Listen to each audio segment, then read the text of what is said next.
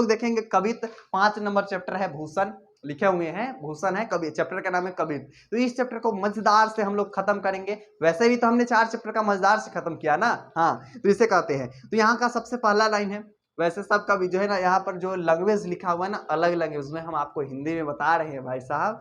तो यहाँ पर कहते हैं कि इंद्र जिमी जब पर 12 अम्ब पर, यानी इंद्र जो है ना जिमी जम्ब पर 12 अम्ब पर, रावण संदव पर रघुकुल राज है। यानी प्रस्तुत पंक्तियों में कवि जो है ना भूषण शिवाजी के शौर्य को बखान करते हुए कहते हैं कि शिवाजी को मलेक्ष पर उसी प्रकार राज है जिस प्रकार इंद्र का जो है ना यम पर, समुद्र की अग्नि पानी पर और राम का डंभ से भरे रावण पर। इसी प्रकार पंक्तियों में भूषण ने शिवाजी को क्या किया, शौर्य की तुलना समुद्र, अग्नि और राम के नाथ पर किए हैं।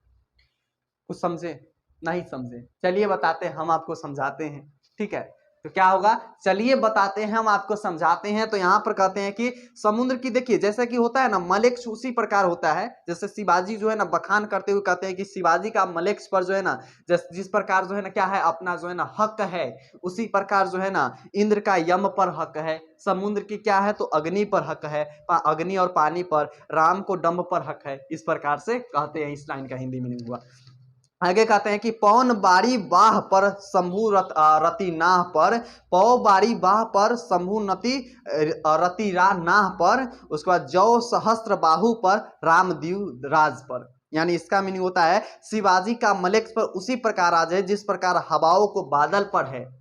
हवाओं जो है ना 1 मिनट में, बस 1 मिनट में क्या करते हैं, हवा आते हैं बादल उड़ा ले जाते हैं। क्या करते हैं, हवा आते हैं और बादल उड़ा ले जाते हैं। तो क्या हुआ, हवा को बादल पर हक हुआ कि नहीं हुआ? बिल्कुल है। आपका किस पर हक है आप जरूर कमेंट बॉक्स में लिखकर बताइएगा, ठीक है।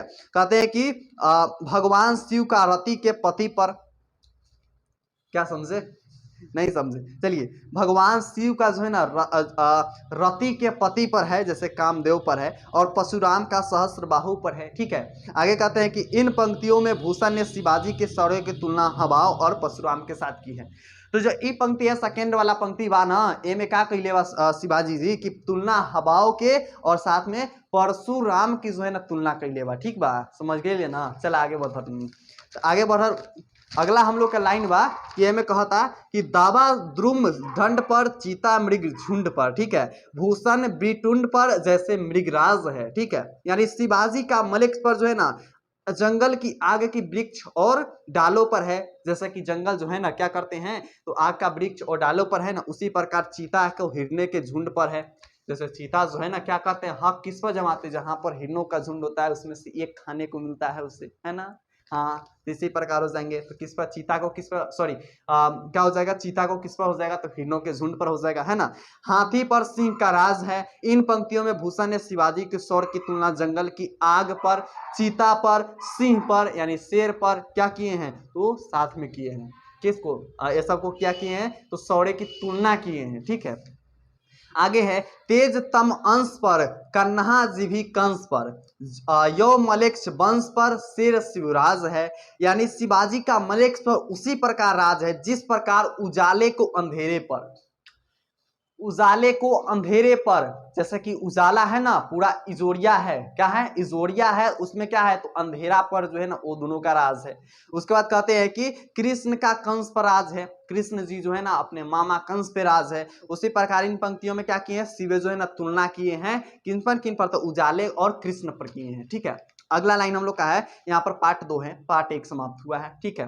तो कहते हैं कि निक्षत म्यान तय मौखे पले भानु कैसी, फारे तम तुम से गाय सदन के जाल की।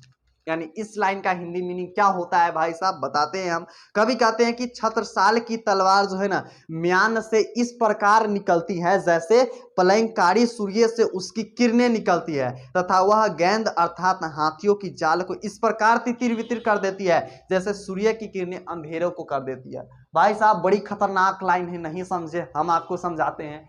जैसा कि सूर्य जो निकलता है तो उसका प्रकाश किस प्रकार होता है बताइए हमें, एकदम चमत्कार होता है, आंख से आंख नहीं मिलाइएगा, आप सुने भी होंगे, आंख से आंख अब ना मिला पैबू हो। उसी प्रकार कहते हैं कि सूर्य जो है ना, सूर्य को जब किरण निकलेगा तो आप आंख से आंख नहीं मिला पाइएगा, ठीक है।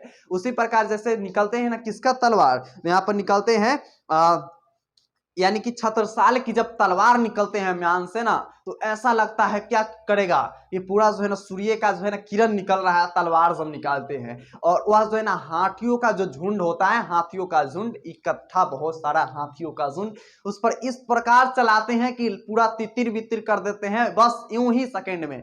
जैसे सूरज की किरणें निकलता है और अंधेरा को जो है ना यूं ही सेकंडों में तितिर बितिर और उड़ा देते हैं अंधेरा को, उसी प्रकार से। समझ में आया ना? हाँ, तलवार इतना ज्यादा होता है क्या, तो इतना ज्यादा होता है एकदम धाड़ वाला, है ना। चलिए आगे कहते हैं, लगती लंफरी कंठ पर बैने की वैरिन के नागिन सी रुंदरी रिझाओ दे दे मुंडन की माल को। यानी हे राजन, आपकी तलवार शत्रुओं की गर्दन से नागिन की तरह लिपट जाती है और रुंद शिव को प्रश्न करने के लिए उन्हें मुंडो सिर की माला अर्पित कर देती है।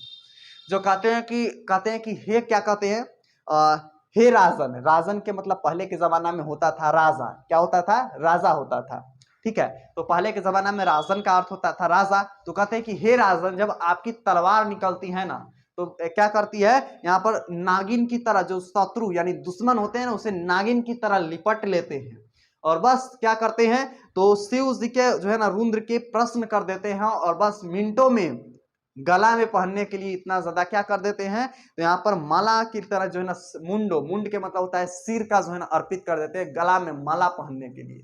देखिए कितना मस्त लाइन है, ठीक है। आगे कहता है कि लाल छतिपाल छत्रसाल महाबाह बलि, कहाँ लो बखान करो तेरी करबाल को। यानी हे बलिष्ठ और विशाल भुजा वाले महाराज छत्रसाल, मैं आपकी तलवार कहाँ तक बखान करूं, आपकी तलवार अत्यंत पलंकारी है जो शत्रुओं को समूह को नष्ट कर देती है।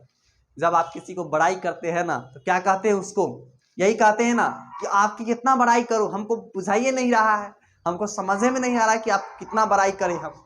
इसी प्रकार कहते हैं कि आपके तलवार को हम कितना बड़ाई करें ना, कितना अच्छा बताए, हमारा समझ में नहीं आ रहा है, यानी आपको कितना बढ़िया बताए। जब आपके तलवार निकलता है ना, तो जो शत्रुओं का झुंड होता है ना, एक के तनी में आप क्या कर देते हैं, समाप्त कर देते हैं। इसी प्रकार कहते हैं, ठीक है। आगे कहते हैं कि प्रतिभस्ट कटक कटीले खेते काटी काटी, आगे कहते हैं कालिका सिन किलकी केलहू देती काल को। यानी हे राजन, आपकी तलवार अत्यंत क्या है, अत्यंत पलंकारी है, जो शत्रुओं के दल का संहार करती है और ऐसा प्रतीत होता है जैसे काली को प्रसन्न करने के लिए प्रसाद देती है। जब आपका तलवार निकलता है ना भाई साहब, तो कैसा लगता है, बिल्कुल एकदम मजेदार लगता है, एकदम इंटरेस्टिंग लगता है, ठीक है। तो यहाँ पर कहते हैं कि जैसे काली को प्रसन्न करने के लिए प्रसाद देती है आपकी तलवार और शत्रुओं को जो है ना संहार कर देती है। तो यहाँ पर हम लोग का समाप्त होता है भाई साहब कौन सा चैप्टर, कवित्त, जिसको लिखे हैं भूषण जी, ठीक है। और मजेदार से हमने समाप्त किया। अब हम लोग चलेंगे किस चैप्टर की ओर,